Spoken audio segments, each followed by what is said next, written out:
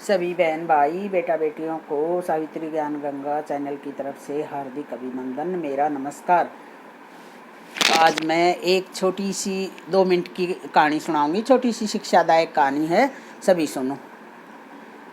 एक ऋषि है, वो जंगल में तपस्या करता था। तपस्या कर रहा था आसन बना के, और फिर वो ऐसे ना मिट्टी में से ना एक ना बिच्छू निकल के आया। बिच्छू देखा है आपने? किसी ने ना देखा हो तो तस्वीरों में देख लियो, किताब में। अब मैं तो कैसे दिखा सकती हूँ आप लोगों को। तो ना जैसे ही ध्यान पे बैठा था ना, तो एक बिच्छू मिट्टी में से निकल के आया और मुँह ऐसे अलाती पलाती मार के बैठा हुआ था। तो वो बिच्छू आके क्या करता है, उसको पैर में से काट लिया ऋषि को। ऋषि के अब दर्द होएगा तो भी थोड़ा सा ध्यान तो उन्हें छोड़ना पड़ेगा ना। ऋषि ने ना थोड़ा सा हल्के में ध्यान से देखा, भाई बिच्छू ने काट लिया। तो बिच्छू ने न ऋषि ने क्या किया, अपने पैर से तोड़कर यूँ थोड़ी सी दूर फेंक दिया, जितनी दूर उसका हाथ गया। तो भाई फिर क्या हुआ, थोड़ी सी देर फिर वो ऋषि है ना ध्यान पे फिर बैठ गया। तो ना फिर वो थोड़ी देर में बिच्छू फिर वहीं आके और फिर उसने पैर को काट लिया। फिर ना उसने ऋषि ने फिर ऐसे ज़्यादा मतलब उस पर ना गुस्सा क्रोध वरोध कुछ नहीं किया, ऐसे ही नॉर्मल उससे फिर तोड़ के फेंक दिया। फिर वो बिच्छू दोबारा ही आ गया। ऐसे ऐसे ऐसे करते कई बार ऐसे ही हुआ। जैसे ही वो आए वो फिर बिच्छू को यूँ फेंक दे, थोड़ी दूर फेंका जाता है। ऐसे नॉर्मली में फेंकेगा इंसान तो थोड़ी दूर फेंका जाएगा, या फिर खड़े होकर फेंको तो जब अलग बात है। तो वो नॉर्मली में ही ली उसने बात को। तो बिच्छू जैसे ही उसको काटे, दर्द होए, खून निकले बहुत ज़्यादा, और उन्हें ऐसे फेंक दी। तो ना एक आदमी देख रहा था ये सब कर्म।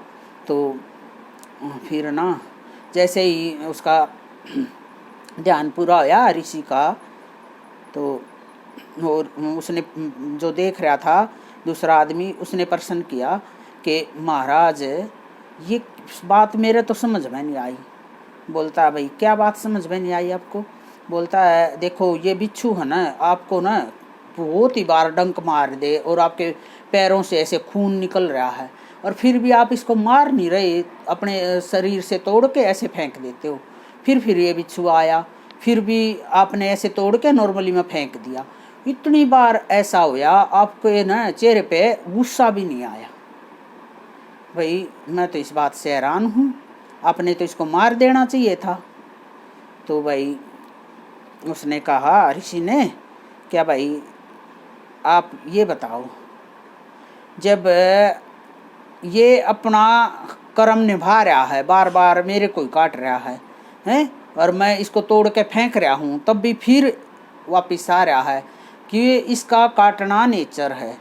बिच्छू का काटना, बिच्छू जो काटता है वो उसका नेचर होता है। तो ये अपना नेचर नहीं छोड़ रहा, बार बार फिर ट्राई करता आने की, फिर दोबारा काटने का प्रयास करता, फिर दोबारा आता, फिर दोबारा आता। ऐसे ऐसे ये जब अपनी निजता का प्रयास नहीं छोड़ रहा, बुरा कर्म करते हुए भी उसको नियम से निभा रहा है, तो मैं अपना कर्म कैसे छोड़ दूँ? बोले आपका क्या कर्म है? तो मेरा कर्म ये है भी, मैं भगवान के ध्यान में बैठा हूँ, मैंने ना तो गुस्सा करना है और ना जीव हत्या करनी है। अब मैं जीव हत्या कर दूँ, इसको मार दूँ गुस्सा उठा के न, तो मेरे तो कर्म गए ना, मेरे तो कर्म खत्म हो जाएंगे। तो तब भाई उसको समझ में आया। तो इस बात से क्या शिक्षा मिलती है कि बुरा करने वाला करता रहे, हमने अपना जो कर्म है वो नहीं छोड़ना चाहिए। गुस्सा करना, बैर विरोध बांधना किसी के प्रति हैं, ये हम ऋषि वाला कर्म अपने आप में भी हम सब भाई बहन बना के रखें, तभी समाज हमारा सुखमय होगा। तो इससे ये शिक्षा मिलती है। तो भाई मेरे उसको कमेंट करना, सब्सक्राइब करना और मुझे बताना कमेंट्स करके ये मेरी छोटी सी कहानी आपको कैसी लगी। जय माता दी।